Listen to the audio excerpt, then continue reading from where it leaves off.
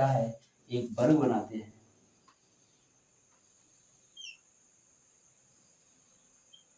तो ये रहा आपका वर्ग। क्या रहा? वर्ग, जिसमें चारों भुजाएं बराबर होती हैं। क्या होती हैं? चारों भुजाएं बराबर होती हैं, जिसमें चार कोने होते हैं, ए, बी, सी और डी। प्रत्येक कोने पर 90 अंश का कोण बनता है। प्रत्येक कोने पर 90 अंश का कोण बनता है। प्रत्येक कोने पर कितने अंश का कोण बनता है? 90 अंश का कोण बनता है। इसमें दो विकर्ण होते हैं। कितने? दो विकर्ण। ये कोने से कोने मिलाने वाली भुजा को क्या कहते हैं? विकर्ण कहते हैं। ये क्या होते हैं? विकर्ण होते हैं। और इसके कटान बिंदु पर प्रत्येक विकर्ण के बीच 90 अंश का कोण होता है। कितने अंश का? 90 अंश का। हर कोने पर बने 90 अंश के कोण, मतलब वर्ग के चारों कोणों का योग कितना होता है? 360। बताते हैं कि वर्ग के चारों कोणों का योग कितना होता है?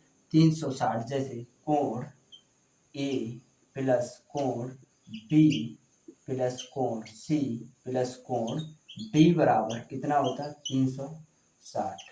कितना होता है? 360। क्यों होता है कि ये 90 90 90 90 90 9 चौक 36, मतलब 360। अब चलते हैं कि अगर एक विकर्ण डाल दिया जाए, एक विकर्ण डाल दिया जाए, एक विकर्ण अगर दे दिया जाए और पूछा जाए कि इस त्रिभुज का क्षेत्रफल इस त्रिभुज के बराबर होगा कि नहीं, तो ये वाला एरिया, ये वाला जितना एरिया होगा उसके बराबर ही इस वाले त्रिभुज का एरिया होगा। किसके बराबर? ये जो नीचे वाला त्रिभुज है, त्रिभुज BCD का बराबर एरिया होगा ADAB का, मतलब DAB का या VAD का। तो त्रिभुज त्रिभुज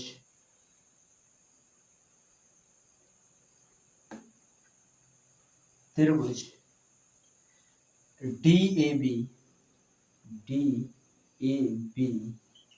बराबर त्रिभुज DCB या DCB, और ये एरिया जो होगा इस वर्ग के एरिया का आधा होगा, मतलब 1/2 वर्ग ABCD के। अगर एक त्रिभुज का एरिया होगा तो उस वर्ग के क्षेत्रफल का आधा होगा, मतलब इस त्रिभुज का क्षेत्रफल जो होगा उस पूरे वर्ग के त्रिभुज के क्षेत्रफल के कितने होगा? आधा होगा। अगर दोनों विकर्ण डाल दिए जाए, दोनों विकर्ण डाल दिए गए तो इनके कटान बिंदु से इनकी दूरियां आपस में कितनी होंगी? बराबर होगी। मतलब ये दूरी बराबर, ये इसके चारों दूरियां बराबर होंगी। इसके कटान बिंदु से क्या होगा? चारों दूरियां कैसी होंगी? बराबर होंगी। अगर यहाँ पर बिंदु मान लिया जाए O, तो OD और OC, OB OA सभी कैसी होंगी? आपस में कैसी होंगी? बराबर होंगी। और ये त्रिभुज का जो चारों त्रिभुजों का क्षेत्रफल है, ये पूरे त्रिभुज के, मतलब एक त्रिभुज का अगर क्षेत्रफल निकालना है तो पूरे वर्ग के क्षेत्रफल का 1/4 होगा। सभी त्रिभुज आपस में कैसे होते हैं? बराबर होते हैं। तो त्रिभुज DOC बराबर त्रिभुज DOC बराबर COB बराबर DOA बराबर त्रिभुज DOA बराबर त्रिभुज AOB मतलब ये त्रिभुज सारे बराबर होते हैं और प्रत्येक त्रिभुज का क्षेत्रफल इस पूरे वर्ग के क्षेत्रफल के 1/4 भाग के बराबर होता है। तो 1/4 A B C और D। सभी पॉइंट पता हो गए। चलिए एक वर्ग बनाते हैं।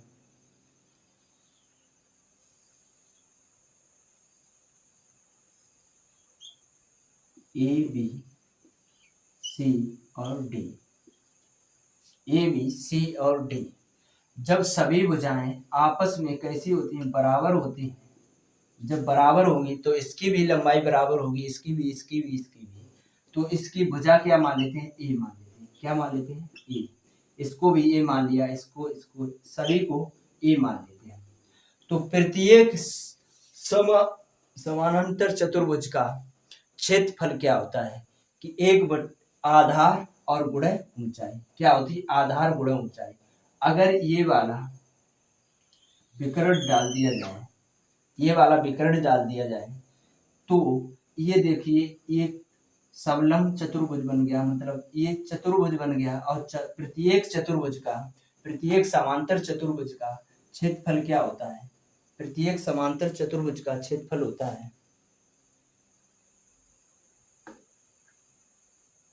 प्रत्येक समांतर चतुर्भुज का क्षेत्रफल होता है कि आधार और गुणा ऊंचाई। तो इसका आधार कितना हो गया, यहाँ 90 अंश बन रहा है, तो इसका आधार कितना हो गया, ए। आधार कितना हो गया, ए, और ऊंचाई कितनी होगी, ए।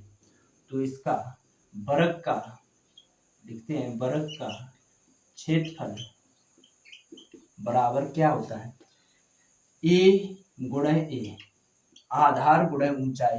मतलब अगर यहाँ से भी डाल दी जाए तो ए भी ए होगी, तो आधार गुणा ऊंचाई, तो वर्ग का क्षेत्रफल हो गया ए, मतलब भुजा स्क्वायर। वर्ग का क्षेत्रफल क्या हो गया, भुजा स्क्वायर। इसे क्या लिख सकते हैं, भुजा स्क्वायर, इसे भुजा स्क्वायर लिख सकते हैं।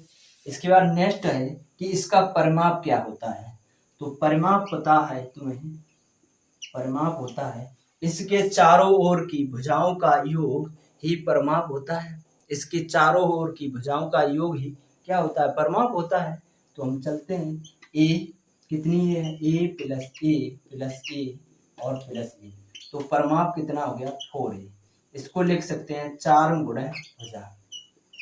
परिमाप आपका निकल आया, कितना हो गया, 4 गुणा भुजा। अब चलते हैं, अगर इसका विकर्ण क्या होगा, क्या होगा, विकर्ण। तो इसे कॉपी कर लो या स्क्रीनशॉट लेने के बाद अब इसका विकर्ण बताते हैं कि इसका विकर्ण क्या होगा।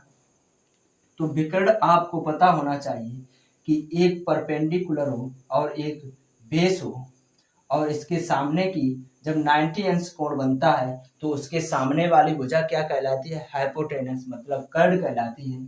तो इसका कर्ण का स्क्वायर बराबर शेष दो बनने वाली 90 अंश से बनने वाली भुजाओं का योग वर्ग के योग के बराबर होता है। मतलब हो गया कि इस विकर्ण का स्क्वायर बराबर डीवी का स्क्वायर बराबर डीसी का स्क्वायर प्लस बीसी का स्क्वायर। क्या करेंगे, बीसी का स्क्वायर। तो इसका विकर्ण कितना होगा, जब मैंने भुजा ए मान ली तो ए स्क्वायर प्लस ए स्क्वायर। डीसी कितनी है, ए है, और बीसी कितनी है, ए है, तो इसका विकर्ण कौन सा है, बीडी या डीबी। तो ये कितना हो गया, 2a स्क्वायर हो गया। कितना हो गया, 2a स्क्वायर। तो डीबी स्क्वायर बराबर, डीबी से स्क्वायर हटाते हैं और इसको लिखते हैं 2a स्क्वायर। तो जब a स्क्वायर है तो a को बाहर कर देंगे, रूट के अंदर 2 और a, तो इसका डीबी मतलब विकर्ण कितना हो गया, a√2 हो गया। यहाँ से एक नई बात, इम्पोर्टेंट सबसे बड़ी बात ये है कि हम अगर इसका विकर्ण a√2 हो गया और वर्ग का क्षेत्रफल होता है भुजा स्क्वायर। क्या होता है, वर्ग का क्षेत्रफल क्या होता है, भुजा स्क्वायर, मतलब a स्क्वायर। तो हम क्षेत्रफल वाली जगह पर क्षेत्रफल a की वैल्यू क्या लिख सकते हैं, d बराबर कितना हो गया, a√2। तो हम d की जगह क्या लिख सकते हैं, a बराबर लिख सकते हैं, यहाँ पर a बराबर d/√2 लिख सकते हैं, d/√2 लिख सकते हैं। तो a की वैल्यू क्या लिख सकते हैं, d/√2। और जब √2 का स्क्वायर करते हैं तो इसका क्षेत्रफल क्या हो जाएगा, d²/2। मतलब वर्ग का क्षेत्रफल उसके विकर्ण के स्क्वायर के आधे के बराबर होगा, उसके विकर्ण के स्क्वायर के आधे के बराबर होगा। तो ये वाली बात अलग से इम्पोर्टेंट है, ये वाली नोट कर लेना। इसके बाद चलते हैं नेक्स्ट कि अगर एक वर्ग के अंदर एक वृत्त बना दिया जाए,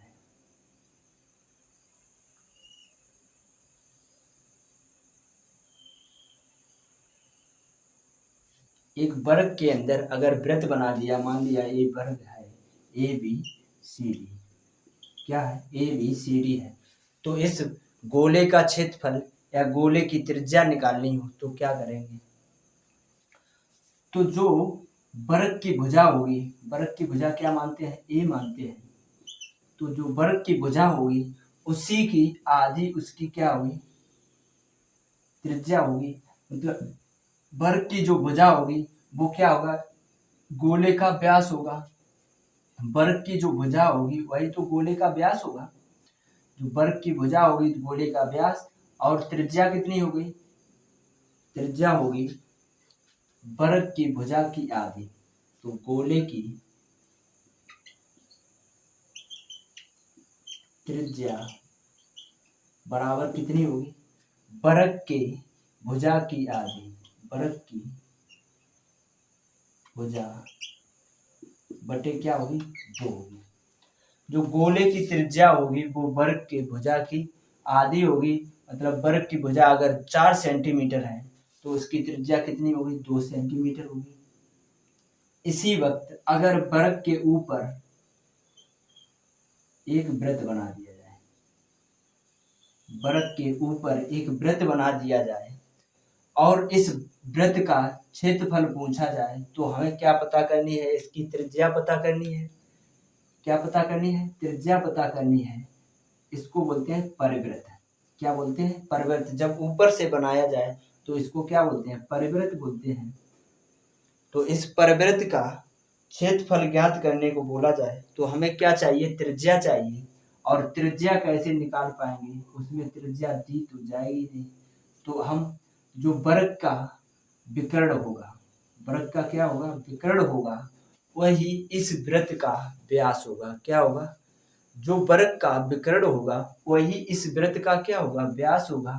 मतलब अगर वर्ग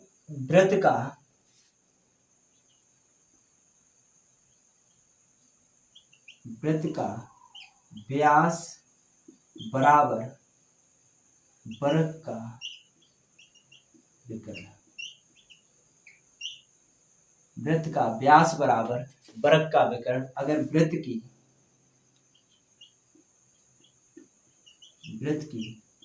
त्रिज्या पूछ दी जाए तो विकर्ण की क्या होगी? आधी होगी। विकर्ण बटे 2। अगर आंतरिक वृत्त बनाया जाए, मतलब वर्ग के अंदर बनाया जाए वृत्त, तो उसकी भुजा की आधी त्रिज्या होगी। अगर परिवृत्त बनाया जाए तो इसके विकर्ण की आधी होगी। ये बात समझ में आ गई। इसके बाद चलते हैं अब क्वेश्चन की तरफ। इसको नोट कर लिया होगा आपने। चलते हैं अब क्वेश्चन की तरफ।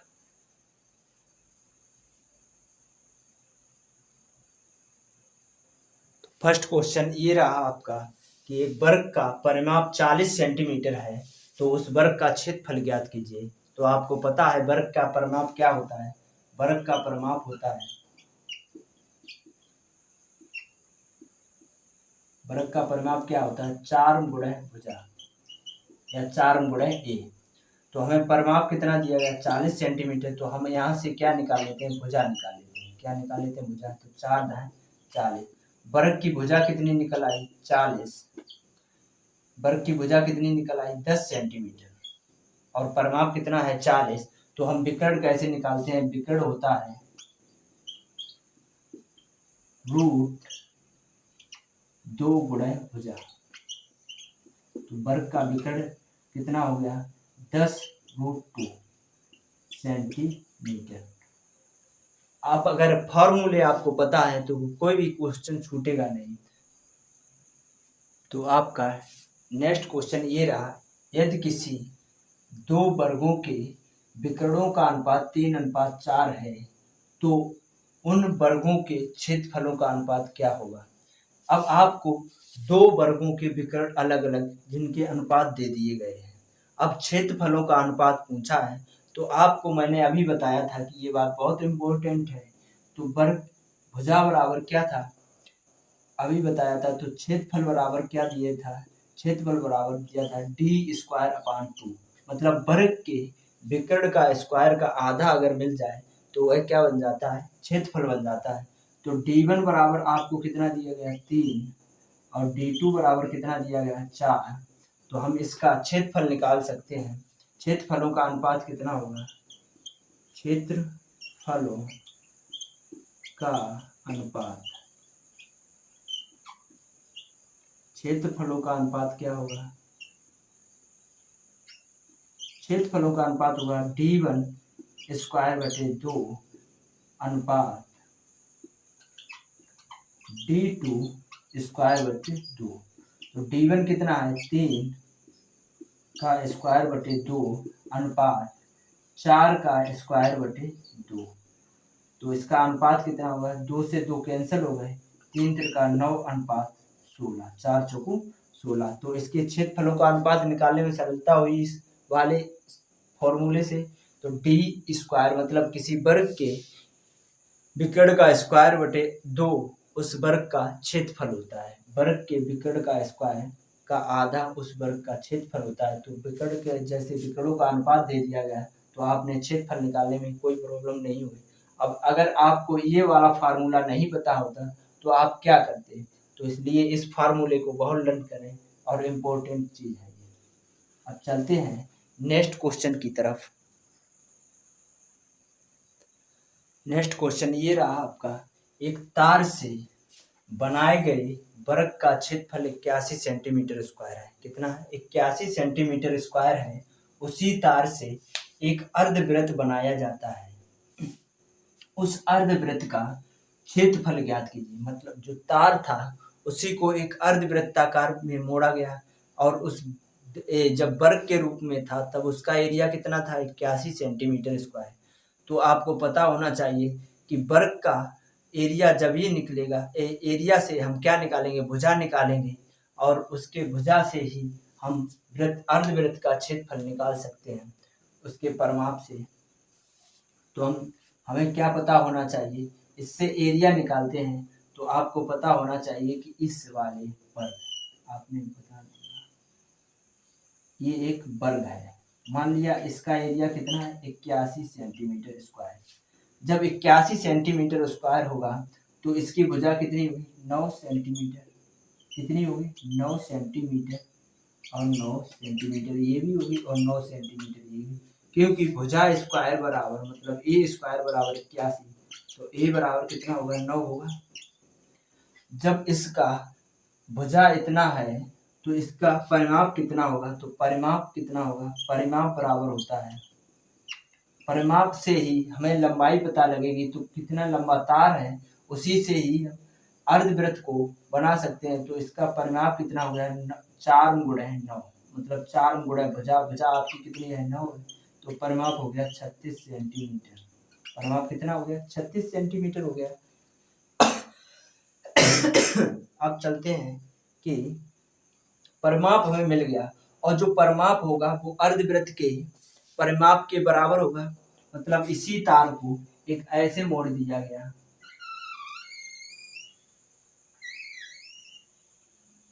इसी तार को यहाँ से यहाँ तक, ये यहाँ से मिडिल पॉइंट, और ऐसे मोड़ दिया गया। तो ये यहाँ से इतना मोड़ के ऐसा बना दिया गया इसी 36 सेंटीमीटर तार को। तो ये परिमापित हो गया। तो अर्धवृत्त का परिमाप क्या होता है, अर्धवृत्त का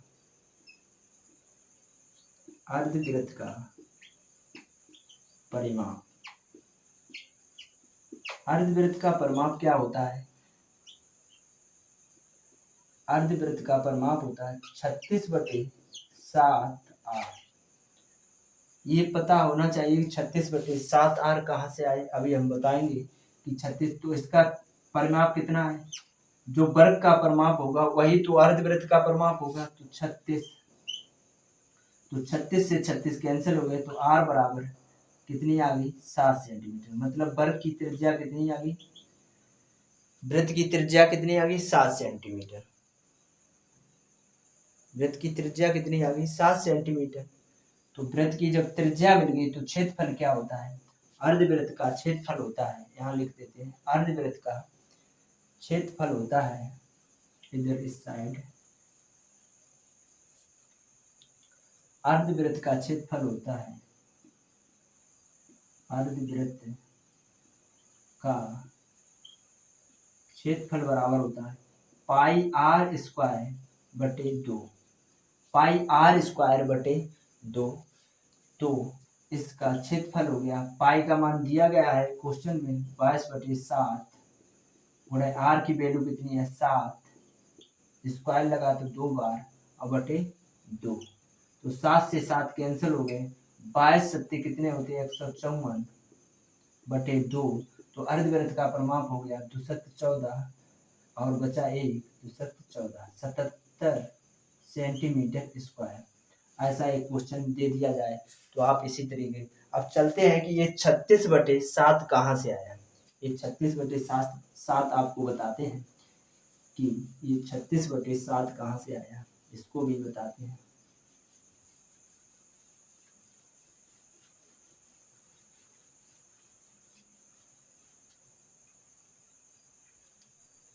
तो चलिए मैंने बना लिया एक अर्धवृत्त। तो पूरे वृत्त का जब पूरा वृत्त होगा, पूरा वृत्त मान लिया ये वाला है, तो पूरे वृत्त का परिमाप कितना होता है 2 पाई आर।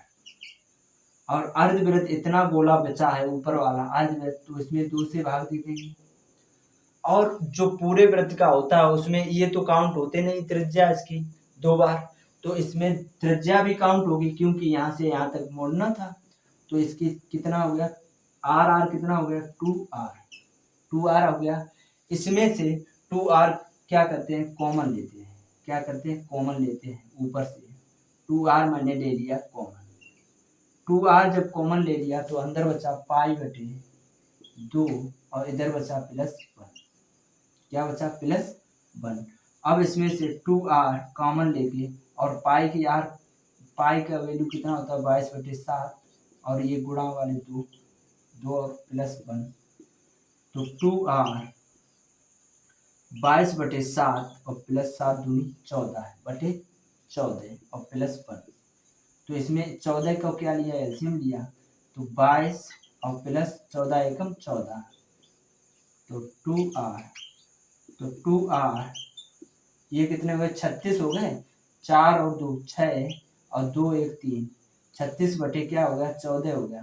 तो 2 से इसे डिवाइड करेंगे 2 7 14, तो आपका अर्धवृत्त का परिमाप कितना निकला, अर्धवृत्त का परिमाप देखिए आपका कितना निकला, अर्धवृत्त का परिमाप बराबर अर्धवृत्त का 7 2 से डिवाइड कर दिया इसको, 7 दूनी 14, तो अर्धवृत्त का परिमाप 36 और ये वाला r और नीचे 7, तो 36/7 r। अगर ये वाला फार्मूला आपको याद हो तो ये इतना कैलकुलेशन बच जाएगा। तो त्रिज्या निकालने के लिए क्या करेंगे 36/7 r लगा देंगे। ठीक है, अब चलते हैं नेक्स्ट क्वेश्चन के लिए। चलिए आपका क्वेश्चन है कि उस परिवृत्त का क्षेत्रफल ज्ञात कीजिए जिसके अंदर बने वर्ग का विकर्ण 14 सेंटीमीटर है।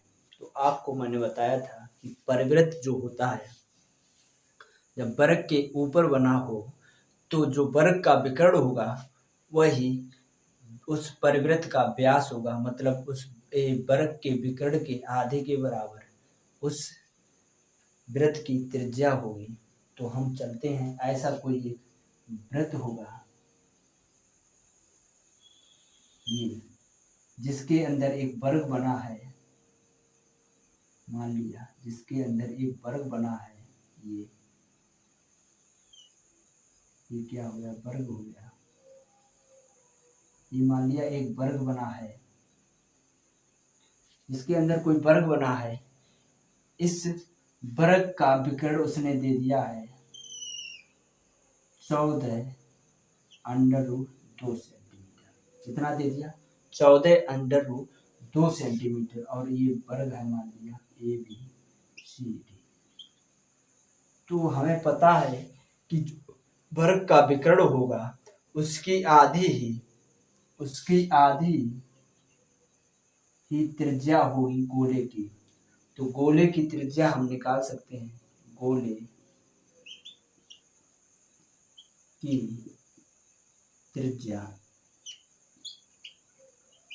की त्रिज्या बराबर होगी वर्ग के विकर्ण बटे 2। वर्ग के विकर्ण बटे 2 मतलब गोले की त्रिज्या वर्ग का विकर्ण 14√2 है तो बटे 2, 2 सत्ते 14। तो वर्ग की त्रिज्या कितनी आ गई? 7√2। वर्ग की त्रिज्या कितनी आ गई? 7√2। तो हम अब क्षेत्रफल निकाल सकते हैं। तो वृत्त का क्षेत्रफल क्या होता है? वृत्त का क्षेत्रफल, जब वृत्त की त्रिज्या मिल गई तो वृत्त का क्षेत्रफल हम निकाल सकते हैं। वृत्त का क्षेत्रफल होता है पाई आर स्क्वायर। कितना होता है? पाई आर स्क्वायर। तो पाई की वैल्यू कितनी होती है? 22/7। आर कितना दिया? 7√2 इंटू वर्ग लगा तो 2 बार रिपीट करके लिखना पड़ेगा 7√2। 7 से 7 कैंसिल हो गया। √2 कितने बन गए? 2 बन गए। अंडर रूट 2 कितना हो गया? 2। तो 22 गुणे 2 इंटू 7 तो 22 दूनी 44 गुणा कर दिया 7 का। तो कितना आंसर आएगा? 44 सत्ते कितना होता है ये बताइए। 7 चौक 28, 7 चौक 28 और 2 30 मतलब 310 सेंटीमीटर। 308 centimetre square. कितना होता है? 308 सेंटीमीटर स्क्वायर। ये आपका परिवृत्त का क्षेत्रफल निकल आया। क्या निकल आया? परिवृत्त का क्षेत्रफल वर्ग के विकर्ण की आधी होती है गोले की त्रिज्या। अब नेक्स्ट क्वेश्चन की तरफ चलते हैं। तो नेक्स्ट क्वेश्चन आपका ये रहा कि एक वर्गाकार पार्क के अंदर अधिकतम चौड़ाई का एक गोलाकार चबूतरा बनाया जाता है। इस चबूतरे का क्षेत्रफल ज्ञात कीजिए यदि वर्गाकार पार्क का क्षेत्रफल 196 सेंटीमीटर स्क्वायर है। कितना है? 196 सेंटीमीटर स्क्वायर। तो चलिए अब पहले क्या बनाते हैं? फिगर बनाते हैं, तब समझाते हैं कि चबूतरा कैसे बनाया जाएगा और अधिकतम चौड़ाई कैसे होगी। तो पहले हमने बनाया एक फिगर, एक बना लिया वर्ग। वर्ग थोड़ा छोटा है, थोड़ा बड़ा बनाते हैं। एक बना लिया वर्ग, तो आपको सही से समझ में आए। एक बना लिया मैंने वर्ग। वर्ग के अंदर अधिकतम चौड़ाई यही तो होगी, इससे बड़ा तो बनाया नहीं जा सकता। तो अधिकतम चौड़ाई का जब चौतरा बनाया जाएगा तो ये चारों भुजाओं को सपोर्ट करेगा या नहीं करेगा? क्योंकि वर्ग की सारी भुजाएं बराबर होती हैं। अगर इस वाले को सपोर्ट कर रहा है और गोल है तो इस वाले को जरूर सपोर्ट करेगा, स्पर्श करेगा और स्पर्श करेगा। और इसका क्षेत्रफल, वर्ग का क्षेत्रफल कितना दे दिया? इसका पूरा एरिया कितना दे दिया? तो वर्ग का एरिया कितना दे दिया? वर्ग का क्षेत्रफल कितना दे दिया? 196 सेंटीमीटर स्क्वायर। 196 सेंटीमीटर स्क्वायर ये दे दिया है। तो आप इस वर्ग के क्षेत्रफल से इस वर्ग की भुजा निकाल सकते हैं। तो वर्ग की भुजा कितनी होगी? वर्ग की भुजा बराबर क्या होगी? इसका रूट निकलेगा 196 का। तो वर्ग की भुजा कितनी होगी? 14 सेंटीमीटर। ये किसका स्क्वायर है? 14 का। तो वर्ग की भुजा कितनी होगी? 14 सेंटीमीटर। ये 14 होगी, ये वाली भी 14 होगी, ये वाली भी 14, ये वाली भी 14। तो जो वर्ग की भुजा होगी वही इस गोलाकार चौतरे का क्या होगा? व्यास होगा। उस गोलाकार चौतरे का क्या होगा, व्यास होगा। जब व्यास होगा 14 सेंटीमीटर तो त्रिज्या कितनी होगी, इसकी त्रिज्या होगी 7 सेंटीमीटर। पूरा हो गया 14 सेंटीमीटर यहाँ से यहाँ तक, तो इसकी त्रिज्या कितनी होगी, 7 सेंटीमीटर। तो जब गोले की त्रिज्या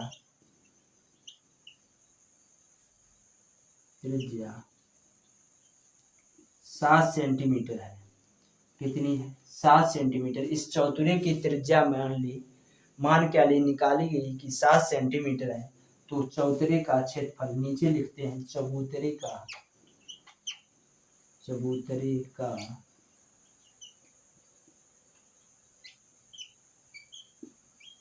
क्षेत्रफल बराबर होता है पाई, गोले का क्षेत्रफल क्या होता है, पाई आर स्क्वायर। तो पाई की वैल्यू कितनी लिखते हैं, 22/7। पाई की वैल्यू कितनी लिखते हैं, 22/7। तो पाई की वैल्यू हमने लिख दी 22/7। आर की वैल्यू कितनी लिखेंगे, 7, और स्क्वायर लगा दो 2 बार, 7 7 कैंसिल, 22 7 154 सेंटीमीटर स्क्वायर। मतलब इस गोले का क्षेत्रफल कितना होगा, इस चौतरे का क्षेत्रफल कितना होगा, 154 सेंटीमीटर स्क्वायर। अब आज के लिए इतना ही रखते हैं। नेक्स्ट में अभी वर्ग के कुछ क्वेश्चन छूट गए हैं, वो कराए जाएंगे नेक्स्ट वाले पार्ट में। इसके बाद आपको अगर वीडियो अच्छा लगा हो तो शेयर ज़रूर करें और लाइक करें। ये हमारी मेहनत है। यही हमारा आज के लिए बाय।